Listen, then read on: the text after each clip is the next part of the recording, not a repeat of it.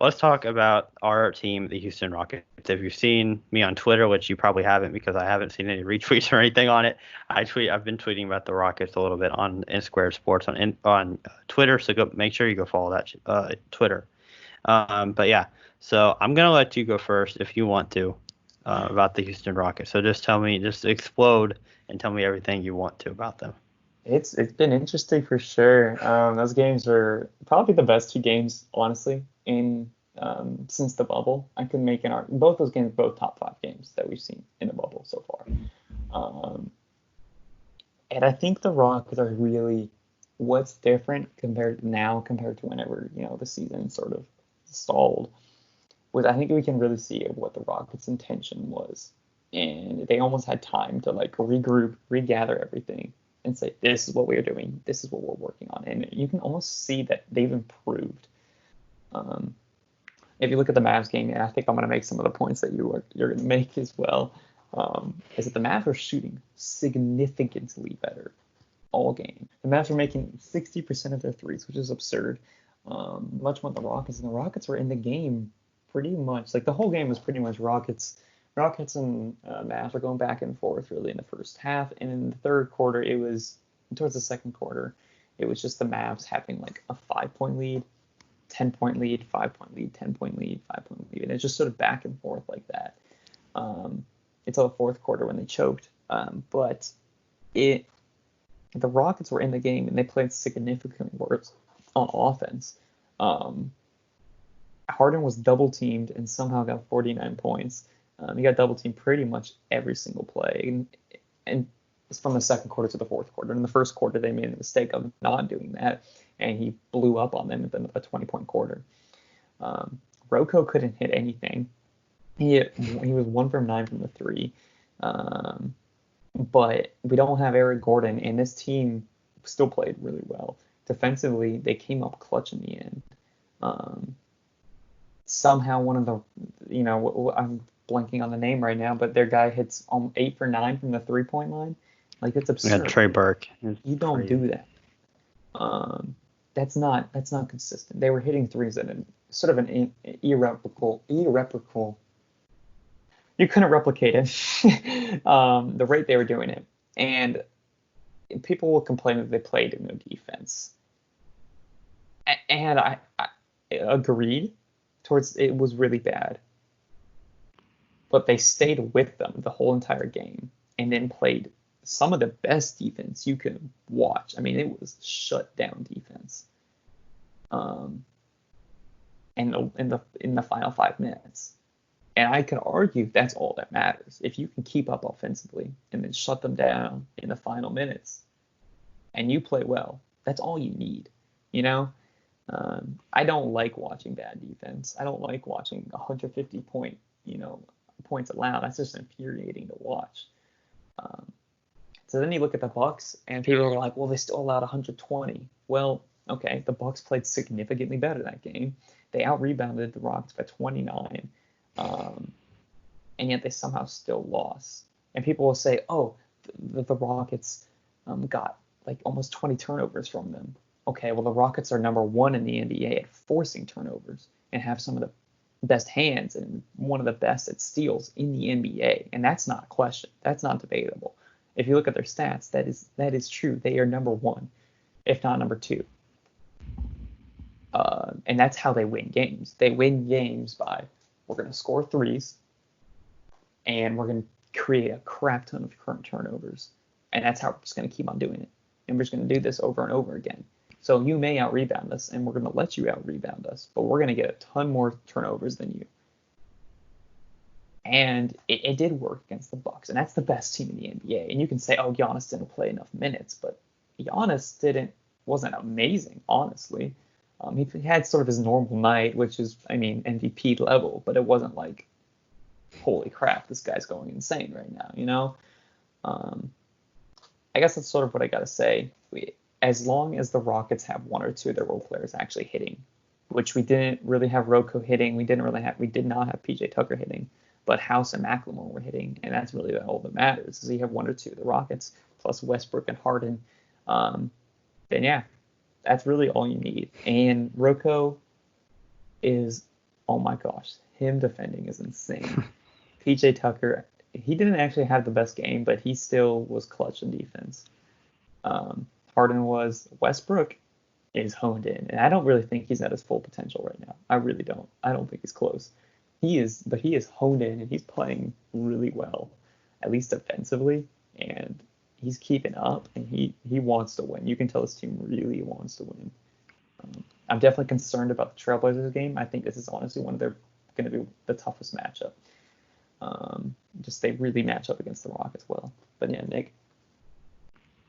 Yeah. Okay. Here we go. So basically, I'll just go through the Mavs game pretty quickly. I want to talk more about the Bucks, I think, because the Mavs game was just a shootout. It came down to who's going to score more, and I guess two really top offenses. It was going to be who's going to score more points, and it could have gone either way. And I was very nervous. Of course, they were down 7. The Rockets were down 7 with less than a minute left, and I'm like, there's no way. There's just no way we're gonna win this. And of course, then Harden is clutch, makes a 3 from 35 feet away, and then on the next possession gets a layup, and then on the next possession gets an and one. And he just was willing us back in it. And then of course at the end they had to miss a free throw, which Covington put back in. Which that was one of the most interesting and most clutch moments that I've ever seen. It was incredible. I've never seen anything like that, to where Harden purposely missed. You can say he purposely missed it, or he just missed it like that. But I think it was purposeful, because there's no way that Covington was on the right block and he went backdoor to the other side. There's no way that Covington knew he was going there no matter what. I don't think he was going there because he saw it.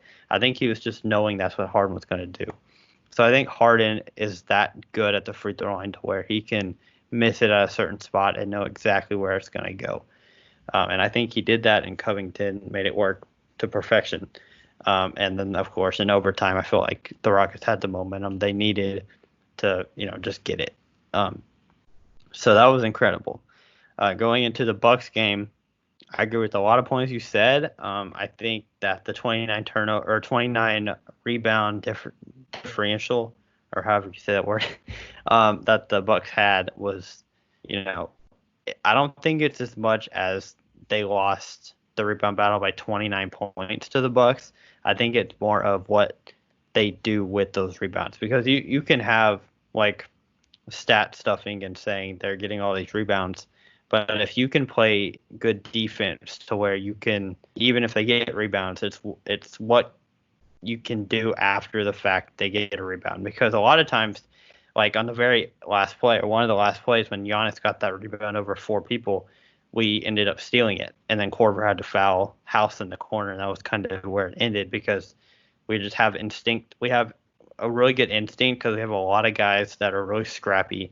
And even if Giannis comes down with the rebound, our guys, like you said, have really good hands, the best hands in the league, and can intercept passes and steal passes. So that's how the Rockets make up for their rebounding, is they are very scrappy and they play really good defense, on ball, and try to get steals. So, and I know a lot of people are going to say, well, the Bucks had a bad game. They turned the ball over a lot. I think that's more to the Rockets doing than the Bucks doing. I think the Bucks, it's not really them. It is them turning the ball over, but I think it's more that's how the Rockets play. That's how they win games, is by shooting the 3 and being scrappy on defense. It's not. I think you're going to see the theme throughout the bubble and in the playoffs. They're going to force teams to force turnovers. That's how they play defense. They can't play with a ton of rim protection, so they're going to force teams to make bad decisions and turn the ball over. That's just how they play. So that's one thing that's different than we haven't seen from the Rockets before, is they're very scrappy on defense. Now, they're still not a great defensive team. I say they're middle of the pack still, but with that element that they're adding in to be scrappy and to be on edge, really reading the passing lanes and stuff like that, I think that could elevate their team to a top 10, top 8, top 5 defense even by the end of it. So I think that was the biggest takeaway I took, was about forcing turnovers, and how even if they're not even though they're getting out rebounded, they're still forcing turnovers, which will lead to offensive opportunities. And everybody knows the Rockets offensively can't be stopped just with the style of play they have.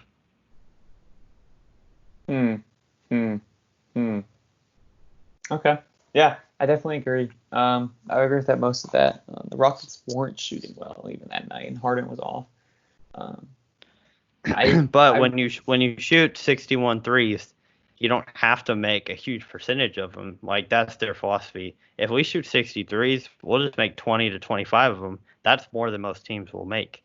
So, I mean, that's their philosophy is, like, if you shoot 43s, then, yeah, if you only make 10 of them, then that's not good enough. But if they shoot that many threes, they're bound to hit 20 of them, which is what they're trying to do. I like that we're doing this all without Eric Gordon. Yeah. I still think Danuel House is the Rockets' fifth best man. I think he should be the fifth man. I think he should start over Eric Gordon, to be honest. Or I think he should get more minutes, I should say, to clarify that statement.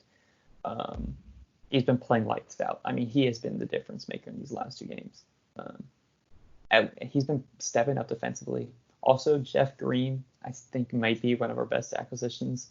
I think I messaged Nick this yesterday watching the game, is that I was like, I like Jeff Green in the lineup so much more than I think I like any of the other guys that aren't Rocco, PJ, Harden, or Westbrook, is because he's a 6'8 guy. So then you have 6'8 Rocco, 6'8 Jeff Green, and then Harden, who's 6'6, with PJ, he's a stud defender anyways. And Westbrook, who can, if he's your fifth defender, you're fine. But Jeff Green is so tall, and that's a really big thing, because that's able to help negate the fact that Giannis is 4 inches taller, Brook Lopez is 5 inches taller. I like this lineup. I definitely want to see it continued. I would love to see them blow out a game and not give me a heart attack until the last 30 minutes. Keep their eye on them. It's how they handle the games whenever they're cold is, I think, when you really want to watch them. Because I think we're seeing in these two games that when they're hot, you're not stopping them. I mean, imagine if the Rockets hit 40% of the threes, which I would say is technically hot. They win against the Bucks by like 15, 20 points. If the Rockets were hitting what the Mavs were, that game would not have gone to overtime. That game would have been over. The Rockets are hot. You can't stop them. When they're in the middle, they're beatable, and they have to play well everywhere else. But whenever they're cold, how do they play? And they played pretty good everywhere else against the Bucks. So yeah. One more thing I'll add is, I know you say when they get cold, and it's still possible for them to get cold. I think with their new style of play, you're going to see less and less of them being cold because of how many open threes they get. Because every single time down the court, if Westbrook is driving the ball into the paint, they're going to be open threes. They just have to pass the ball to find it. And I think it's more, instead of just, are they cold, are they making the right pass to get the right shot? Because literally on every single possession, they will always have an open three. They just have to find it. And if Westbrook wants to take it to the rim, he can do that. If Harden wants to do it himself, he can do that. But I think if they keep playing the way they are right now, I don't think you're going to see a cold game. Now, you can say the Bucks game was a cold game. They missed 43s.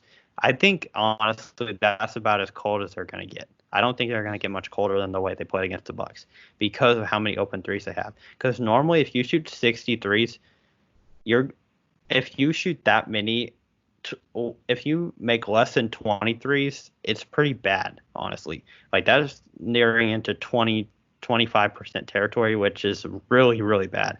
They shot 34% from three last night against the Bucks, and that's that's nearing towards the bad territory. So I think because of how many threes they shoot, you're just bound to make more, and because you're going to have open looks. So yeah, I see what you're saying, but I just think that they won't have as many bad games because of how many threes they shoot and how many open threes they have. I think it's important that Westbrook, I really do think he's the most impactful, is that his driving ability is top 3 in the NBA. He still is elite out the offense doesn't work without the ability to drive, because that's what just makes it function. And Westbrook is such a threat on offense, and you don't need him to score. And I think people bash the Rockets on the wrong thing. Is they'll say, oh, they got out rebounded by 20, but that's what they're fine with that. Like, I mean, you're going to be disappointed if you're out rebounded 20, but they're not. That's not their game. That's not what they're playing. They're not wasting their energy on, I'm going to try to, make the rebounding game even. No, what they're trying to do is just stop you from scoring. We'll get the rebound. You're statistically not going to get over 25 more rebounds than us. In a series of 7, that's probably going to happen like 2 times. They also just did it against one of the bigger teams in the NBA. Middleton, I think is what? He's 6'6", 6'7"? He's pretty tall, isn't he? He's like 6'8". He's 6'8". He's big. You got Giannis and Brook Lopez on the field at once. 28 rebounds was fine. And also, I saw hustle from them. I mean, there was every 3 or 4 drives, Russell Westbrook would come in after a missed 3 and grab it. PJ Tucker in the first quarter grabbed like 3 rebounds. I think at a point we were out rebounding them. It's an interesting team, and I do think that they can lose. A cold night and a hot night, if that's what happens, if the Rockets are any colder against the Mavs, they lost. But yeah, that's really all I got to say about them. Then I'll look at their next 2 games, which I believe are the Lakers and Trailblazers, which may be more of a test than the Bucks and the Mavs, if I'm being honest with you. The Trailblazers have the weapons to match anything the Rockets do, to be honest. The Rockets just got to do their game at the best of their ability. It's tomorrow at 8 Central Time.